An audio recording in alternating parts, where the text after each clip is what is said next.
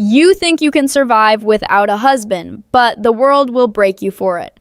Those words were not spoken as a warning. They were spoken as a final judgment. And in that moment, Mary realized this was not just a conversation, it was a battle for her entire future. The room felt heavier than usual, as if even the air was afraid to move. Mary stood still, her hands tightly pressed together, but her expression did not shake. Her mother's eyes were locked on her with frustration, fear, and disbelief all mixed together, as if she was looking at someone who had suddenly become a stranger. "You are refusing a life most women would beg for," her mother said sharply, her voice breaking slightly under pressure she refused to admit. Mary did not answer immediately. She had heard these words before, in different forms, in different arguments, all leading back to the same expectation. A marriage chosen not by love, but by safety. Not by desire, but by duty. Not by her will, but by fear of what the world might say. "I am not refusing a life," Mary finally said in a calm but firm voice. "I am refusing a cage disguised as one." Her mother's face tightened instantly. That word, cage, hit harder than any insult, because deep down it carried truth she did not want to face. "You think I am trying to trap you?" her mother asked, her voice rising now. "I am trying to save you from poverty, from judgment, from a life where no one will protect you." Mary's eyes softened for a brief moment, but her stance did not change. She understood the fear. She had grown up inside it. Every decision in this house had been shaped by survival. Every future had been calculated like a debt to be paid. But something inside Mary had changed. "I do not need to be saved by a marriage I do not believe in," she said quietly. "I need to be allowed to live my own life." Her mother let out a bitter laugh, almost unable to believe what she was hearing. "Your own life?" she repeated. "And what life is that, Mary? Tell me, because I see no husband, no security, no name that can protect you when I am gone." That last line hit deeper than intended. For a moment, silence filled the space between them. Mary swallowed the emotion rising in her throat, but she did not step back. "I will work," she said. "I will become a governess. I will earn my place. I will not depend on a man who sees me as a duty instead of a person." Her mother froze for a second, as if the words had no meaning in the world she believed in. "A governess, she repeated slowly, like the word itself was shameful. "You would lower yourself to that?" "It is not lowering myself," Mary replied. "It is choosing myself." That sentence landed like a crack in glass. Her mother stepped forward slightly, her voice dropping now, more controlled but far more dangerous. "You are making a mistake you will regret for the rest of your life. Mr. Ryder is not just any man. He is stable, respectable. He offers you a future you will never build alone." Mary's jaw tightened at the name. Mr. Ryder, a man she did not love, a man who spoke of comfort, not connection, a man who saw marriage as arrangement, not understanding. The idea of her life tied to his felt less like a future and more like slow disappearance. "I cannot accept him," Mary said firmly, "because I would lose myself in the process." Her mother's patience finally shattered. You speak as if you are above this family struggle," she snapped. "Do you think I want this for you? Do you think I enjoy forcing you into this?" Mary's voice softened slightly, but her words remained steady. "No. I think you are afraid." That silence that followed was sharper than any argument. Her mother did not respond immediately. For the first time, her expression was not anger alone. Something deeper flickered behind her eyes. Exhaustion, memory, sacrifice. But instead of breaking, she hardened again. "I have spent my entire life trying to protect you and your sisters," she said slowly, "and you stand here telling me I am wrong for it." Mary felt the weight of that truth. She knew her mother had fought battles no one thanked her for. She knew every decision had been made under pressure she never fully shared. But Mary also knew something else now. Protection without freedom becomes control. "I am grateful for what you have done," Mary said softly, "but I cannot live the life you survived just to keep me safe." Her mother's eyes narrowed. "And what will you do when the world rejects you? When you are alone? When there is no one left to stand beside you?" Mary hesitated for the first The words still echoed in Mary's mind. You are no longer the daughter I raised. They did not feel like anger anymore. They felt like a door closing, slowly, permanently. But Mary did not move. She stood there, breathing carefully as if even a small reaction might turn this moment into something irreversible. Her mother, however, was no longer holding back. The disappointment had turned into something sharper, something final. You think independence will protect you, her mother said quietly, but every word carried weight. But the world does not reward pride. It punishes it. Mary looked at her, not with rebellion now, but with a calm that came from something deeper than emotion. I am not acting out of pride, she replied. I am acting out of clarity. That word, clarity, only made her mother shake her head slowly, as if she was watching a dangerous illusion. You call it clarity, her mother said, stepping closer, her voice tightening again, but I call it ignorance. You have never lived outside this house. You do not know what it means to survive without protection. Mary's expression softened for a moment, because that part was true. She had not faced the world alone, not fully, not yet, but she had seen enough to understand one thing clearly. Fear had been making decisions in this house for years. I know what it means to feel trapped, Mary said quietly, and I refuse to mistake that for safety. Her mother's eyes flickered. For a brief second, something almost like pain appeared there, but it disappeared just as quickly, buried under years of responsibility. You refuse everything I give you, she said, voice lower now. Every offer, every chance, every future I have tried to secure for you. Mary did not interrupt. Her mother continued, her voice growing heavier with every sentence. I have watched your sisters make choices. I have watched mistakes turn into consequences. I have spent every waking moment thinking about what would happen if I failed even once. Her voice broke slightly at the end, but she quickly regained control. And now you stand here telling me I am wrong to try to protect you. Mary felt something tighten inside her chest. Not anger this time. Something closer to sadness. I am not saying you are wrong to protect me, she said gently. I am saying protection should not cost me my life. That sentence hit harder than anything before it. For a moment, neither of them spoke. The room felt frozen again, as if even time was waiting for what would happen next. Her mother turned away slightly, pressing her fingers against the edge of the table. When she spoke again, her voice was quieter, but far more controlled. You think Mr. Ryder is about control, she said, but he is stability, he is structure, he is a future where you will not be judged, not be abandoned, not be alone. Mary shook her head slowly.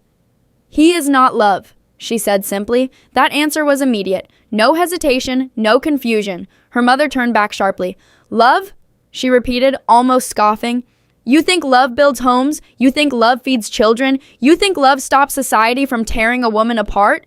Mary's voice remained steady, but her eyes sharpened. I think a life without love is not a life worth choosing. That silence again, but this time it was heavier. Her mother stared at her as if trying to find the child she once knew beneath the words standing in front of her. You are naive, she finally said, but it sounded less like an insult now, and more like fear. Mary took a small step forward. Maybe I am, she said, but I would rather learn through living than surrender before trying. Her mother's expression tightened again. And what if you fail? She asked suddenly. What if you regret this? What if you come back to me years later, broken and alone?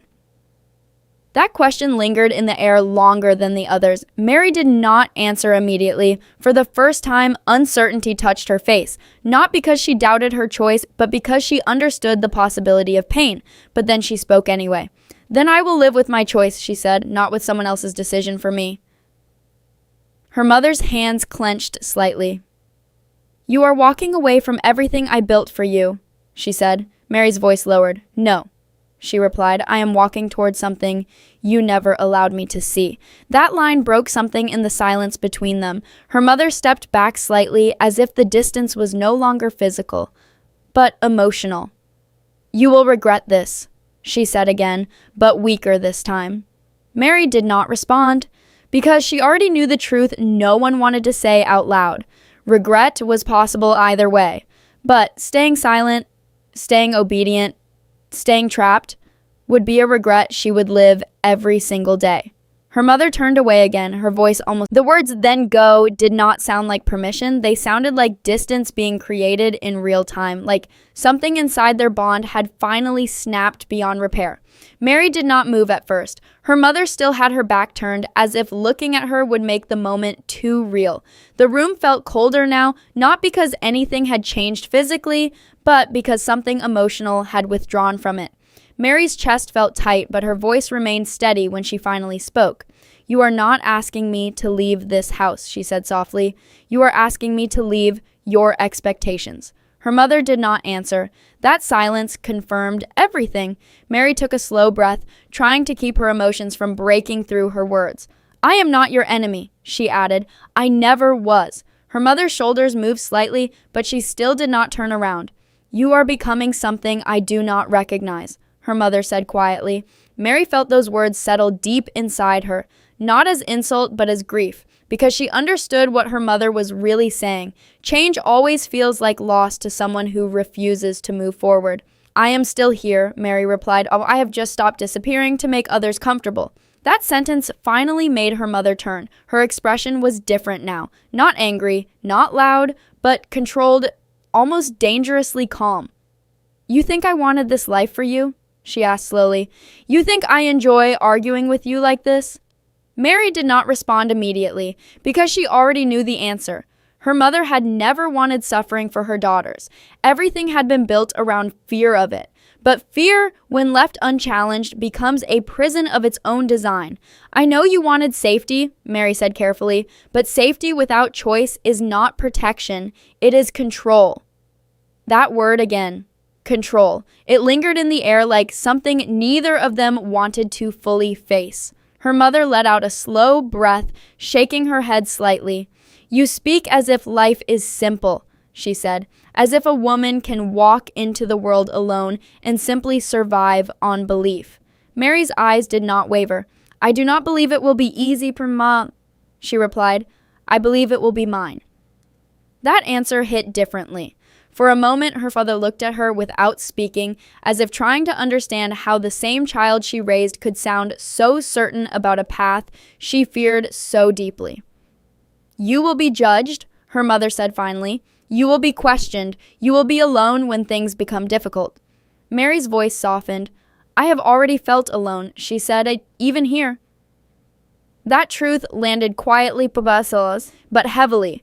Her mother's expression tightened again, but there was less anger now, more exhaustion, as if the fight was no longer about winning, it was about holding on to something slipping through her fingers. "I only ever wanted you to be safe," she said again, almost like a final defense. Mary nodded slightly. "I believe you," she said, "but your idea of safety cost me my voice." That sentence stayed between them longer than anything else had. Her mother looked down for a moment, breaking eye contact. When she spoke again, her voice was lower. "And what happens when Mr. Ryder is no longer just an option?" she asked. "When opportunities close, when society no longer offers you choices at all?" Mary hesitated for a fraction of a second.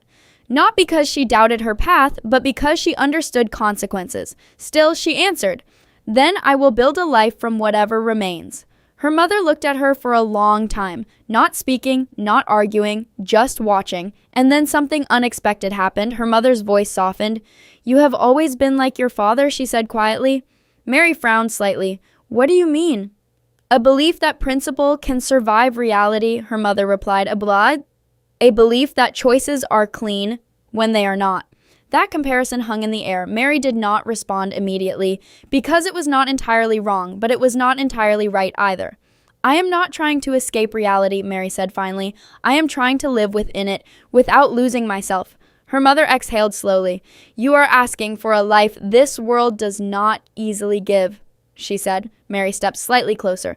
"Then I will take it anyway," she replied. That was the moment everything shifted again. Not loudly, not dramatically, but in a way that felt irreversible. Her mother looked at her as if seeing the full weight of her decision now, not as rebellion, but as departure. And when she spoke again, her voice carried something final. "If you walk out of this path, do not expect it to lead you back here."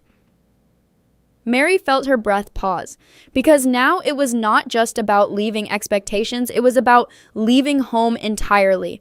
And in that silence, Mary realized the next step she took would not just change her future, it would decide whether she still had a family at all. Mary did not answer immediately. Her mother's final words still hung in the air, heavy, sharp, and irreversible. Do not expect it to lead you back here. It was not just a warning anymore, it was a boundary being drawn in real time, separating everything Mary had known from everything she was about to become. For a moment, Mary looked down, not in defeat, but in thought, because this was the point where many people would step back, where fear would quietly disguise itself as respect, and silence would be mistaken for peace. But Mary had already lived too long inside silence. When she finally spoke, her voice was calm but firmer than before. I never wanted to lose you, she said. Her mother's expression tightened slightly, but she did not interrupt. Mary continued, her words slower now, as if each one carried weight she could no longer avoid. But I also cannot lose myself just to remain close to you. That sentence did not spark anger this time. It created stillness, a deep, uncomfortable stillness that neither of them could easily break. Her mother looked at her for a long moment. There was something different in her eyes now. Less argument, more realization, as if she was slowly understanding that this was not a phase, not confusion, not rebellion that would fade with time. This was final. You speak as if I have been holding you hostage, her mother said quietly. Mary shook her head immediately. No, she replied, you have been holding me close. There is a difference. That answer softened the tension slightly. But only slightly, because closeness without freedom still hurts in ways people cannot always see. Her mother turned away again, walking a few steps across the room. Her voice came quieter now, more controlled, almost reflective. I built my entire life around protecting you, she said. Every decision, every sacrifice. I thought it would lead you to something better than what I had. Mary listened, not interrupting this time. Her mother stopped near the window, looking out as if searching for something in the distance she could no longer reach in the present. And now, she continued, you tell me that protection is not enough. Mary's voice softened. It is not that it is not enough, she said carefully. It is that it cannot be the only thing. That line made her mother close her eyes for a brief moment, as if something inside her had quietly cracked. You were never meant to struggle the way I did, her mother said almost to herself. Mary stepped forward slightly. But I am still expected to live a life decided by that struggle, she replied. That is what I am trying to change. Her mother turned back slowly. And you believe you will succeed? She asked. Mary did not hesitate. I believe I will try, she said, and that is more than I am allowed here. That truth lingered between them again, not loud, not emotional, just undeniable. Her mother walked back toward her slowly now, her expression no longer sharp but deeply conflicted. You are making this sound simple, she said quietly, but it is not. You will face doors that close, people who refuse you, moments where you will wish you chose differently. Mary met her gaze. I already know that, she replied, but I also know what it feels like to live a life chosen for me, and I would rather face difficulty than regret. Her mother studied her closely now, for the first time, not as a child she was trying to correct, but as a person she might be losing. You are truly determined, she said finally. Mary nodded slightly. Yes, that single word felt heavier than all the arguments before it. Her mother exhaled slowly, as if releasing something she had been holding on to for years. I do not know how to stop you, she admitted quietly. That confession changed the air in the room again. Mary's expression softened. You were never meant to stop me, she said gently, only to guide me. Her mother looked away again, her voice almost breaking now. And what if I guided you wrong? That question hit differently. It was not defensive, not controlling, it was fear, real fear. Mary paused for a moment before answering. Then I will learn my own way forward, she said, but I will not blame you for trying to protect me. Silence followed again, but this time it was different. Not filled with anger, not filled with resistance, but filled with acceptance. Neither of them was fully ready to name. Her mother finally spoke again, her voice low. If you walk away now, I do not know what remains between us. Mary's eyes softened. There will always be love, she said quietly, but it may not always look like agreement. That sentence lingered longer than anything else. Her mother did not respond. She simply stood there, looking at Mary as if trying to memorize her face, like she was afraid this version of her daughter might not return. And then Mary took a breath, the kind that comes before comes